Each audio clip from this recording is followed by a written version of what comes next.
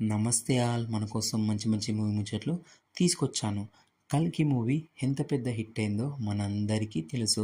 ఏ cinema అయినా hit అవ్వడానికి కారణం స్టోరీ, స్క్రీన్ ప్లే. 'కల్కి' మూవీ కూడా ఇదే వర్తిస్తుంది. ఈ మూవీలో ఇంతలా ఇన్వాల్వ్ అవ్వడానికి కారణం ఆ స్టోరీ. మనం ఎప్పుడు చూడని కొత్త ప్రపంచం. ఆ కొత్త ప్రపంచంలో మనల్ని తీసుకెళ్ళడానికి మెయిన్ కారణం కాస్ట్యూమ్. కాస్ట్యూమ్ సరిగ్గా లేకపోతే సినిమాను ఎంత గొప్పగా చూపించినా మనకు నచ్చదు.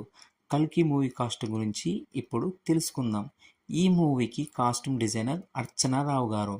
'కల్కి' మూవీ గురించి చెప్తూ ఈ మూవీ తనకి థర్డ్ ప్రాజెక్ట్ అట. ఈ మూవీ స్టార్ట్ చేసినప్పుడు ఫస్ట్ అమితాబ్ బచ్చన్ లాంటి స్టార్ హీరోకి కాస్ట్యూమ్ డిజైన్ చేయడం చాలా గ్రాట్యూడ్గా అనిపించిందట. అమితాబ్ బచ్చన్ గారికి అశ్వత్థామ లుక్ కోసం హెయిర్ స్టైల్ గురించి కానీ కాస్ట్యూమ్ గురించి కానీ చాలా హార్డ్ వర్క్ చేశారట. ఈ మూవీలో చూపించిన వరల్డ్, ఆ ప్రపంచంలోని వ్యక్తులు వేసుకునే డ్రెస్సులు కాస్ట్యూమ్ కోసం చాలా హార్డ్ వర్క్ చేశారట. ఎందుకంటే ఈ మూవీలో శంబాల, కాశీ, కాంప్లెక్స్ ఈ 3 ప్లేస్లో వారు వేసుకునే కాస్ట్యూమ్స్ డిఫరెంట్గా ఉండాలి.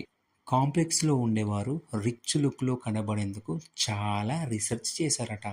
అన్నిటికంటే ఛాలెంజింగ్గా అనిపించింది కాశీ.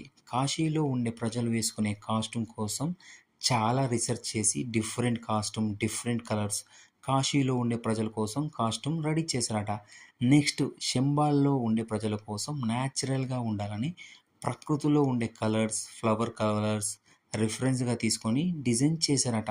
వేరే ప్రపంచంలోకి తీసుకెళ్లేలా దేనికదే ప్రత్యేకంగా ఉండాలని ఈ కాస్ట్యూమ్ను ఇలా తయారు చేశామని డిజైనర్ అర్చనారావు గారు చెప్పారు. మరిన్ని మూవీ ముచ్చట్ల కోసం మన ఛానల్ని సబ్స్క్రైబ్ చేయండి. Thank you all.